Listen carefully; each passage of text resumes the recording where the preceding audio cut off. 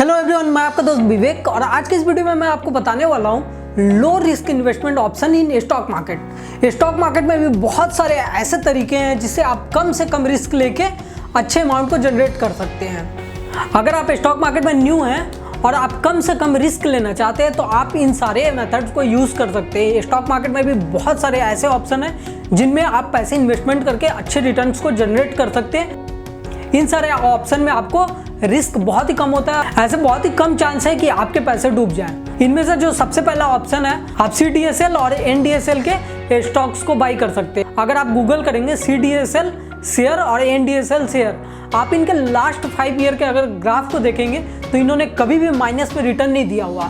अगर आपने इसमें 5 साल पहले अगर कुछ इन्वेस्टमेंट किया होगा तो आज आपके पैसे उससे बढ़ के ही आपको दिखाई देते हैं। ऐसा इसलिए होता है क्योंकि CDSL और NDSL गवर्नमेंट की स्टॉक डिपॉजिटरी है। अगर आप कोई भी शेयर बाई करते हैं तो CDSL और NDSL आपके शेयर को होल्ड करने का ऑप्शन प्रोवाइड करता है। आपके ब्रोकरेज ने इनकी सर्विस ली हुई रहती है।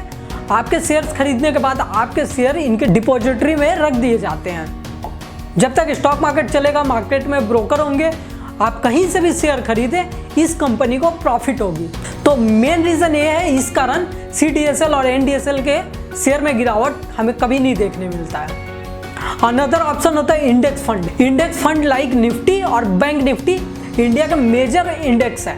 ऐसे बहुत सारे इंडेक्स होते हैं जैसे IEX, Indian energy exchange, MCX, ऐसे बहुत सारे अलग अलग इंडेक्स हैं। इंडेक्स फंड एक ऐसे फंड होते हैं, अगर आप इसमें इन्वेस्टमेंट करते हैं तो आपके पैसे कम होने के चांसेस बहुत ही कम हो जाते हैं। अगर आप लोग निफ्टी के चार्ट को देखेंगे, लास्ट 10 साल के चार्ट को भी अगर आप निफ्टी के देखते हैं तो आपको इसमें कभी लॉस नहीं होगा। आप इसकी प्राइसेस देखेंगे, 10 साल पहले जितनी थी आज उससे कई गुना ज़्यादा आपको देखने को मिलती है।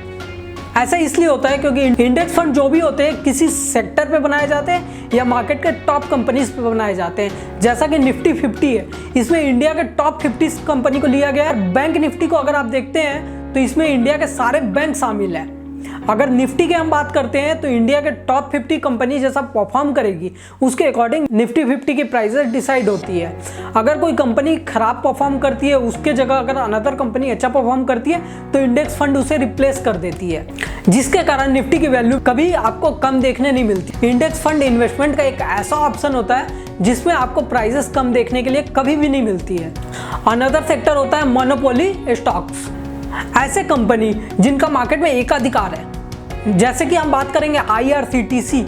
अगर रेलवे की आप टिकट बुकिंग की सर्विसेज को यूज़ करते हैं तो आपको पता है कि IRCTC एक ओनली प्रोवाइडर है जो रेलवे की ऑनलाइन टिकटिंग की सर्विसेज प्रोवाइड करता है और इंडियन रेलवे में केटरिंग की फैसिलिटी प्रोवाइड करता है। अगर आप इस कंपनी का कंपैरिजन दूसरी कंपनी से करना चाहेंगे तो आपको कोई भी कंपनी नहीं मिलेगी। ये अपने सेक्टर में मार्केट लीडर है और ओनली वन कंपनी पूरे मार्केट को ऑपरेट करती है। दूसरी कंपनी हो जाती है HAL, हिंदुस्तान एरोनॉटिकल लिमिटेड। अगर आप देखेंगे तो ये गवर्नमेंट को फाइटर प्लेन प्रोवाइड करती है और ये अपने एरिया में ओनली एक सिंगल कंपनी है जो पूरे मार्केट को ऑपरेट करती है। तो ऐसे कंपनीज में आपको लॉसेस के चांसेस बहुत ही कम हो जाते हैं क्योंकि इनकी मार्केट में मोनोपोली है। अगर मार्केट में उन सर्विसेज को प्रोवाइड करना है तो ऑप्शन बस यही 2 कंपनीज के पास होती है। ऐसी मार्केट में और भी बहुत सारी कंपनी है, आप अपनी खुद की रिसर्च कर सकते हैं। अगर आप IRCTC या HAL के शेयर देखेंगे, आपको इसमें शॉर्टफॉल देखने कभी नहीं मिला होगा। अगर आप इसके लास्ट 10 साल के प्राइस चार्ट को देखते हैं तो इसमें आपको गिरावट कभी देखने नहीं मिलेगी। समय के साथ ये सारे स्टॉक्स मार्केट में बढ़ते चले जाते हैं और इसमें अच्छे खासे रिटर्न भी जनरेट हो जाते हैं। अनदर इन्वेस्टमेंट ऑप्शन जो है, इसे हम हाउसिंग फाइनेंस कंपनी बोल सकते हैं, क्योंकि हाउसिंग फाइनेंस कंपनी किसी भी हाउस को फाइनेंस करती है तो उसके लिए सिक्योरिटी में वो हाउस को रख लेती है और कभी भी वो फाइनेंस करती है तो ओनली 80 to 90% करती है। मतलब किसी ने अगर लोन लिया हो तो उसमें 10% उनकी ऑलरेडी प्रॉफिट है। अगर सामने वाला कंज्यूमर उस लोन को नहीं भी चुका पाता है तो 10% उन्होंने वहीं पे कमा लिए।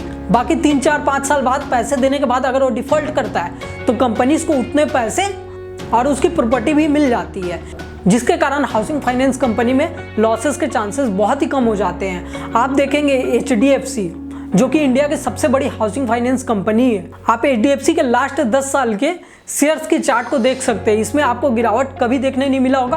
प्रॉफिट को जनरेट किया हुआ है। तो ये सेक्टर भी सेफ माना जाता है। आपको मार्केट में, अगर आपको स्टॉक मार्केट में लो रिस्क पे वर्क करना है तो आप इन सारे ऑप्शंस को यूज कर सकते हैं और अपनी खुद की भी रिसर्च कर सकते हैं। अगर आपको इस वीडियो को देख के लगा हो कि आपको कुछ नई चीजें सीखने मिल रही है, अगर आप ऐसी शेयर बाजार से रिलेटेड इंफॉर्मेटिव वीडियो को, तो आप हमारे वीडियो को लाइक, शेयर और हमारे चैनल को सब्सक्राइब जरूर करें। इस वीडियो को देखने के लिए आप सभी का धन्यवाद।